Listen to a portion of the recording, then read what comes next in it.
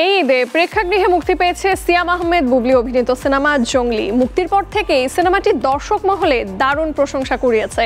প্রেক্ষাগৃহ প্রথম দিন থেকে অধিকাংশ শোই ছিল হাউসফুল। এমন অবস্থায় শোনা যাচ্ছে সিনেমাটি রিমেক করার প্রস্তাব দিয়েছে দক্ষিণ ভারতের মালায়ালাম এবং তেলুগু ইন্ডাস্ট্রি। গণমাধ্যমকে দেয়া এক সাক্ষাৎকারে এই তথ্য জানিয়েছেন সিনেমাটির প্রযোজক জাহিদ হাসান অভি।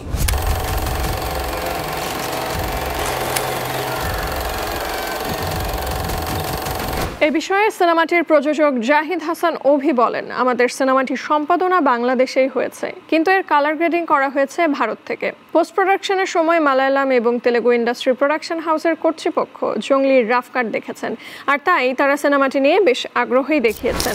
অভি গণমাধ্যমকে আরও জানান, চলতি সপ্তাহের মধ্যে এই সংক্রান্ত একটি চুক্তি হতে পারে। তার মতে এটা আমাদের জন্য খুবই আনন্দের একটি সংবাদ।